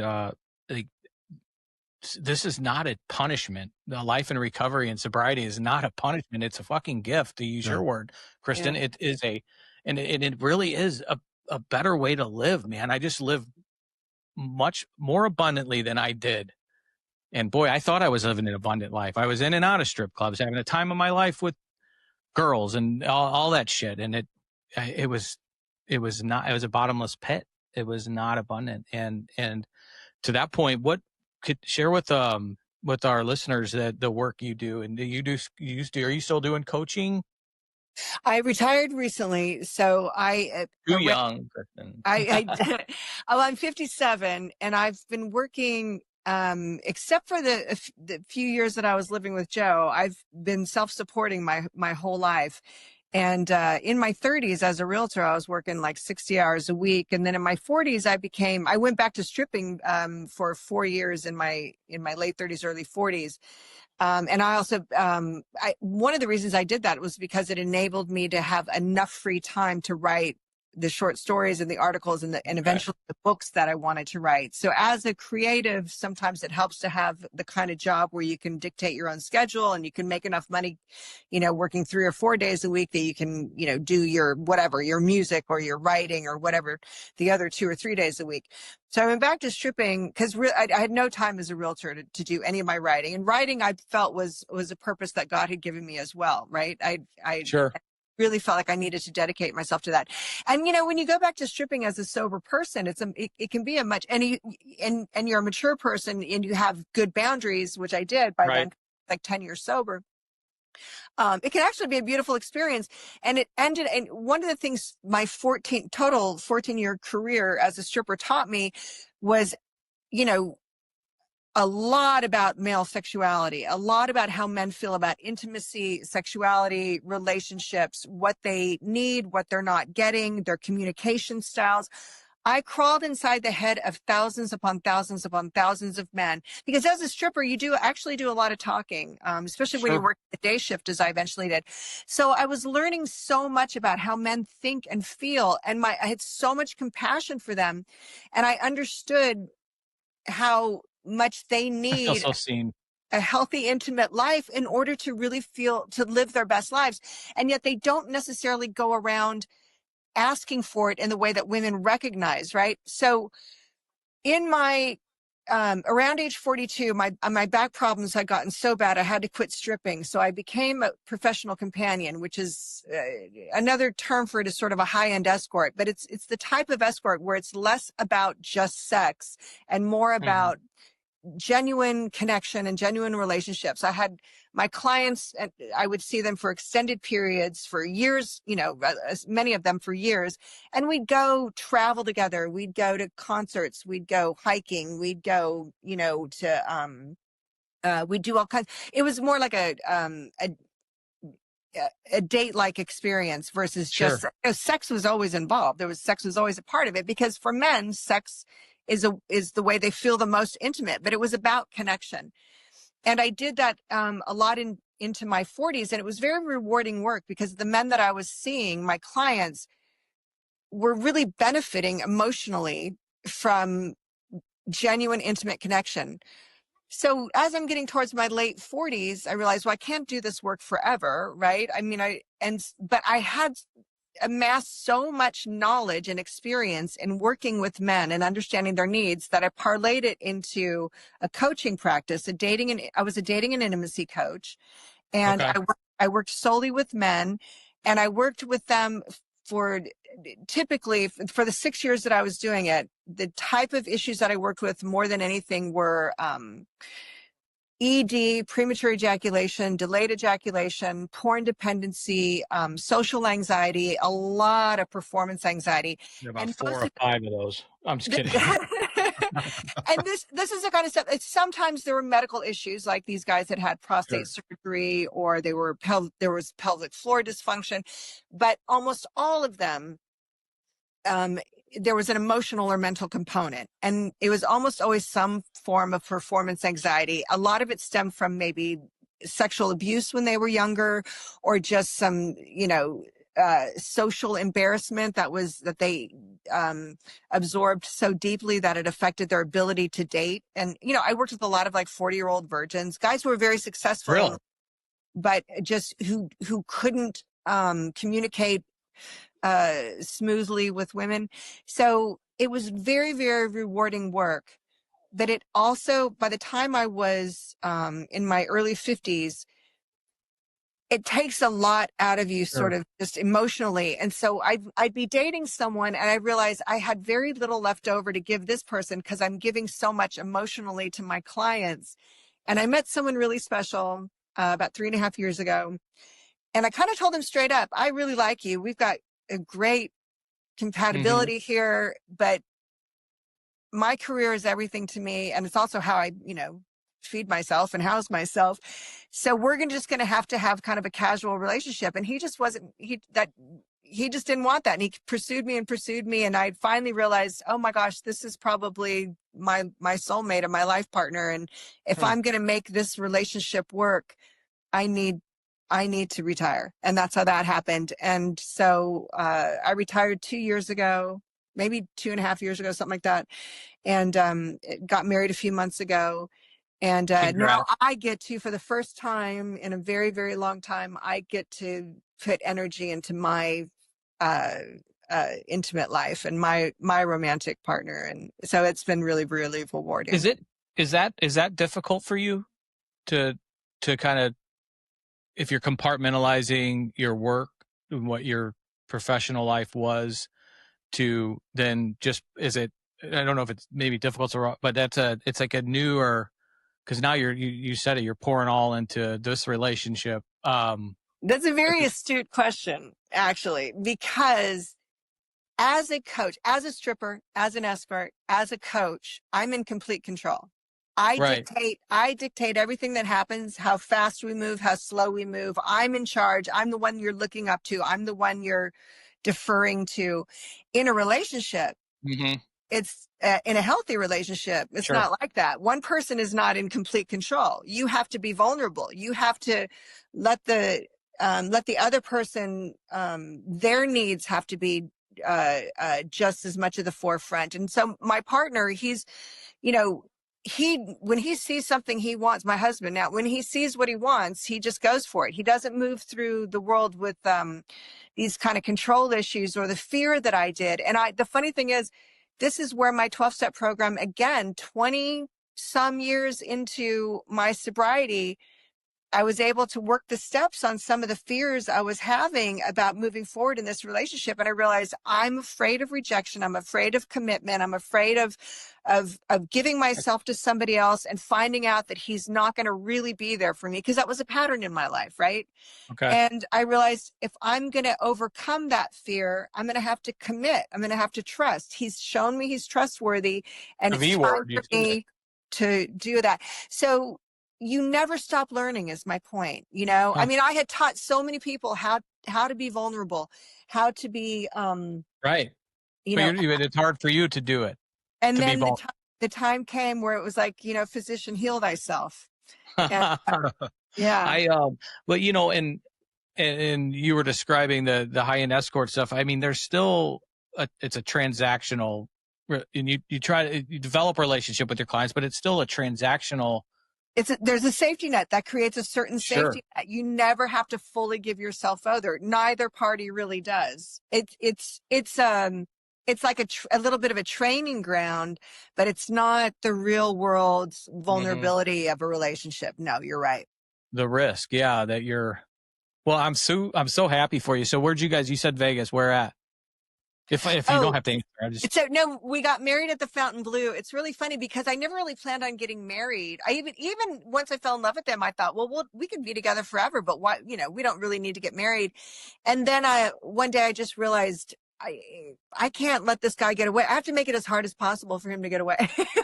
He had been asking me to marry him like since date number 3. He loved you. I had been saying no for so long, and then one day I realized this is crazy. I never want to be with anyone else. Of course I'm going to marry him. So then I had to ask him because he had quit asking me. He was tired of being rejected. And so I said, well, let's just go to Vegas, like me, you, and a couple of other people, and do like a quickie wedding. And then I realized, no, this is pretty momentous. This is my one and only marriage. Let's have a whole party, like a 3-day event. So we called the Fontainebleau. They arranged everything. We had, we really did it up. We had like at least 20 of our family and closest friends and family. And it was the best week of my life. Well, congrats. That's so incredible. The funny thing about Vegas, we just got back, me and 10 of us that are in long-term recovery go out to Vegas. This is the second bachelor party we've had out there. This was one of the executive director here at IRC is getting married in October. So he decided to go to Vegas August 15th. So it's like, why don't you just go pick the sun to go to? But we haven't been in the Fontainebleau, but we stayed at the Wynn and the Encore and had a blast. And then the year before that was Eric, our CEO's bachelor party out there. And everybody's like, you guys are 10 of, people in St. Louis, like 10 of you in long-term recovery are going out to Vegas for bachelor party. What the fuck's wrong with you? But we like to play cards, and we did go to the by we, Ashley, if you're listening, they went to the Spearmint Rhino. I stayed back. Let me tell you something. As this conversation has been going on, and she'll probably listen on Monday when we drop it, she's going to be a nervous fucking wreck that I start talking about her intimately. Right. Yeah. With Dr. Kristin Casey here, because I am. There's been a couple other shows where I've gotten in trouble. I think the one that we talked about our arousal template on, she was pretty mortified, but she's a therapist, and she's a sweetheart. I mean, we could go into more detail if we needed to. She'll kill you. We had a lot of fun in Vegas, even, and to the point I was making, like being sober in Vegas is actually we had a blast. It actually can be more fun, right? I mean, you go a lot? I used to. When I first left, I would go back a lot because I had friends there. My home group was there. And then all of a sudden it just started to kind of change. The vibe kind of changed because you go to the casinos and you just kind of see you see the gambling addicts and you see the alcoholics, and it got to be a little bit depressing. And so I kind of stopped going. Now I go back on rare occasions, it's probably been 5 years since I've been. I probably you like to become. But I love the I love Cirque du. The restaurants are amazing. I love Cirque du Soleil. And there's a vibe in Vegas that I've always loved, and it's just sort of this like over the top perverse opulence. And I just like to immerse myself in it, like once every 5 years, just for a couple of days. I would like to go to F1 maybe out there sometime. That seems fun. And again, I have really good out there. I've not been to the one in Austin, funny enough. The F1 race? Yeah. What about the Sphere? Have you been there yet? Oh, no, I haven't. And here's what's funny. So I'm out there with my fiance. We're about to get married. Like we get out there like 2 days before the wedding. Our hotel room directly overlooks the Sphere. And obviously knows everything about me, knows all about Joe. He's not the jealous type whatsoever. My husband's the most confident man. You can't marry a woman like me unless you're the most confident man on the planet. I mean, you just can't. He knows everything about the stripping and the escorting, all that, right? God bless him. He's very confident, but he looks out the window our first night there, and there's the sphere, and they had plastered Joe Walsh's face, the No, whole fucking sphere. stop. And he was The just Eagles are dying playing laughing. there, I He's saw. like, I'm marrying his ex-fiance in 2 days. I don't need to look at this. It was funny. Oh, wow. That is something. That was Yeah, funny. you can be the most confident guy in the world, and that's a yeah. Like no guy wants to see his soon-to-be bride's ex anybody face, lit up outside the window of your suite. And it's fear too. I mean, it's something else. The shows are amazing, and we'll go see somebody there. We're not going to go see the Eagles, obviously, but we'll go see somebody there. Are you and Joe close? Joe and I stayed close. We got nothing but love for each other, right? So when he met his current wife, his fifth wife, they met, I think 2008, maybe. Well, they had known each other, but they started dating like around 2008. So I got sober in 97. And so for 10 or 11 years, Joe and I, we would see each other whenever he would come through Texas to play a gig. We'd see each other. We actually in 2006 started talked about maybe dating again. And then I met someone right after that. So I kind of put it on. I obviously I didn't call Joe about that. Dated this guy for a year. When we broke up, I called Joe and said, how about that date? And he said, oh, I just met someone. So I'm in a relationship. Our timing sucks, apparently. And that relationship turned into this marriage. So they'd been married for, I guess, a couple of years. And at some point, what I hear through the grapevine is she told him, you and Kristin are no longer friends. You're just going to have to sever. And I get it. I was single at the time. She didn't want him hanging out with his hot single ex, whatever. That's fine. So we lost touch, 10, 15 years ago. But again, Joe and I will always love each other. The reason I asked isn't just out of, some nosiness, but to be honest, like I envisioned him being, maybe nobody being prouder of your early recovery. He was. And that's what I was guessing, educated guess, because people that care about each other, and if the relationship, it blows up, even if it's toxic at times, which it's impossible almost not to be when there's a ton of alcohol and drugs involved, like to not care to hear that somebody, not care deeply to hear somebody that you cared deeply and loved finally got sober and didn't succumb to this, like that. I bet he might have been, or maybe was your biggest fan. because it's funny you say that, because he got sober in 94 and we continued to date. But we were just drifting apart because I was off the coke, but for the most part, but I continued to drink. So by 95, our relationship was over, because he just couldn't be around me anymore. And we didn't really talk hardly at all for the next 2 years. The month that I got sober, I think I probably had 30, maybe around the time I got my 30-day chip. I think it might've been actually, I had like 2 weeks sober. I decided, I think he would want to know. So I called him and he could tell instantly that I was sober. And so I just wanted to call and tell you. And we had the loveliest conversation. He was so happy for me. He said, I really thought you would do it. I just didn't know when, and I couldn't be in your life until you did. And so we were back to being friends from that moment on. When I wrote the book, we had lost touch for a couple of years by then, because I started writing the book in 2013, and I wanted to call and tell him, I thought, I'm writing this book about my addictions, but he was such an integral part of those years that there was no way to tell my story without telling some of his. And I tried to be very respectful. I didn't talk about anything that didn't have to do specifically with my story of addiction. I didn't reveal all the personal details of our relationship. I was very respectful, and I put the blame where the blame, where it was deserved, which was on me. Joe was admittedly, and he'll admit this, a bad influence, but I made all my own decisions. I was a grown-up, right? I don't blame him for my addictions, and I make that very clear in the book. But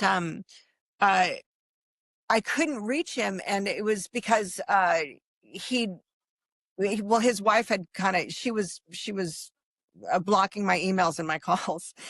So I never had the chance to tell him I was writing the book. So when the book came out, it was a surprise to him. And I heard through the grapevine that he was like, she wrote a what? Yeah, like he was right. Yeah, I would. That would probably. Panicked. Yeah, but I think, and I have to. He never said anything. I haven't heard from him. He never said anything. But I have to believe he read the book, and he might have wished I hadn't told as many, personal stories as I did. But he probably was glad I didn't tell the ones I didn't tell. And he probably enjoyed the trip down memory lane because he was drinking so much back then. He probably forgot half the stuff that was in that book, So I'd love to hear from him. I'd love to hear that he loved the book, but I doubt I ever will. I doubt I ever will. Not in this life, but maybe in our next one. Well, I am super grateful and honored that you came on and shared this story. And we're going to provide links to the book where people can buy the book. The one is, the first one's called Rock Monster, My Life with Joe Rock Monster. I would say getting the right. So Rock Monster. And then what the one was there one about, what was the second one? So the second one just came out in April, and that one's called Casey Dancer. Casey Dancer. That's the one that I've been like reading notes on it to kind of get ready, but I'm a horrible book reader. I can read. I tell you, I don't know if you like listening to books. I did the audiobook on both of them. Really? So I'm the one reading it. So if that, I think, okay. Yeah. And so it's actually, the audiobook's doing quite well. Both books. That's more well. Ashley is like setting records on books. She is, and let me tell you, I'm an outer on this. She's a very sweet, I love her obviously to death. She's my sweet little princess. She probably doesn't, like, if I make a joke about Pornhub or something, she's probably like, I don't want to hear it. But then I find out that I always know she read romance novels. She was reading this one last night where this guy is like banging his mistress anally, like in the fucking woodshed of a hotel. I'm like, what the fuck are you reading? Yeah. It describes it more graphically than you see it. Unbelievable. And so I've been like, what? This is and she's not like, your mama's romance novel. No. And she's like, because I'm like doom scrolling or something, and she's in bed reading this book, and I look over and she's like giggling, and I'm like, what the fuck are you reading? And she read me a page, and I'm like, and you get pissed I'm watching porn? What the? Oh, she's like, it's different. It's different. Yeah. It's porn. It's just girl porn. It's right. Oh my God. These romance novels. I'm telling you, I'm going to start, I'd like to hear that in the fucking audio version. Yeah. Right. Well, we're going to put these on and I mean this, don't be a stranger. I want to stay in touch. I really appreciate your story. And I mean this from the bottom of my heart. I can only imagine. And the more you go on other podcasts and write and be your creative self, I can only imagine it's going to help a lot of men, but the women especially, that when women come to IRC or at any treatment center, a lot of times their rock bottom is different than men's because they have other means to get to their addiction, and in a very unhealthy way that is pure fucking trauma. Yeah. And the disease takes them through some really, really horrific shit. Yeah, I will tell you. I don't mean to. I'm sorry. No, please. I have done sex work I think the total in my life is something like 27 years, right? I'm 57, and 27 of those years were some form of sex work. And that, stripping is a form of what they call sex work, escorting, of course. I've done it as an alcoholic and a drug addict. I've done it as a sober, empowered woman.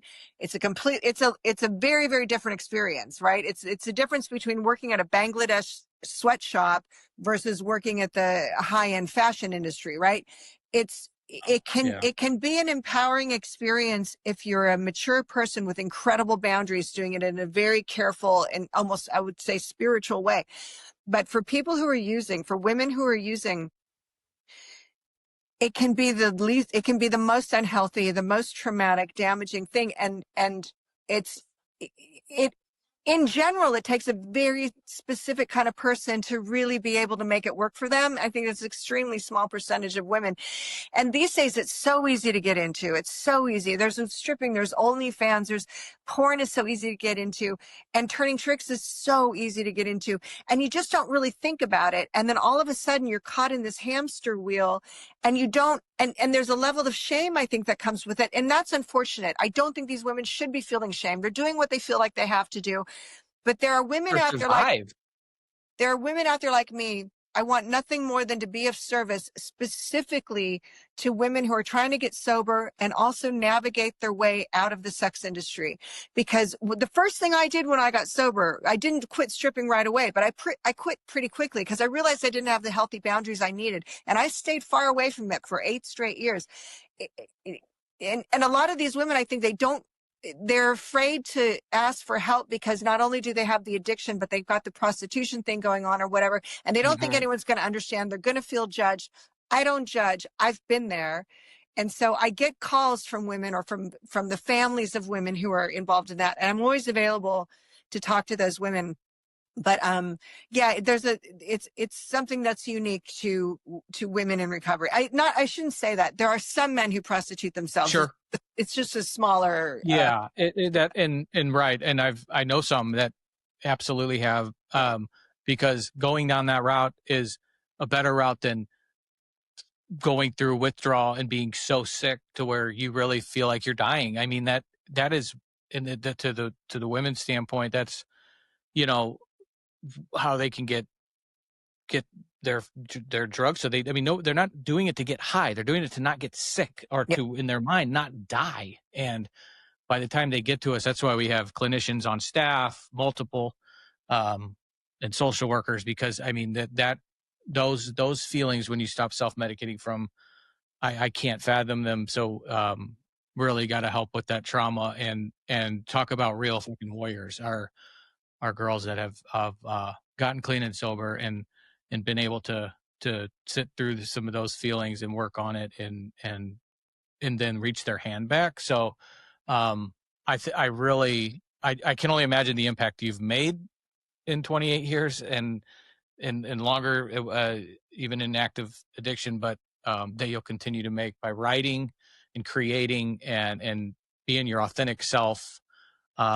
I'm so fucking grateful for you, and I appreciate you so much. And I'm gonna stay in touch. It takes a village, in recovery in a community. So we appreciate you so much, and we'll definitely include the link to your website and the books, and anything else you want us to share. Let us know. We'll make sure that we do what we can. We have a small circle here in Southern Illinois and St. Louis, but I think there's with people like you coming on, it'll make an impact, and one life is worth it for sure. If you ever find yourself in St. Louis for some horrible reason, I don't know why you would, make sure you connect. We'll give you a tour. I'll definitely look you up. I so appreciate you guys and what you're doing. I think it's amazing. I'm thrilled to be a part of it. And we need as many of you guys as we can get out there fighting this battle. Anything anyone wants to know about me, my social media, my books, anything, it's all on KristinCasey.com. So that's one stop. Just go there and you'll find anything that you might need to know about me, where to get my books and all that stuff. Yeah. Okay, great. And Jeff will email you for like a headshot or a good pic you want us to use for when we start plugging the episode next week. Yep. Okay. Kristin, thank you so much. God bless you. It's such a pleasure. I can't thank you enough. Thank you guys. Thanks for everything. All right. Talk soon. Have a great week. Stay in touch and let us pray.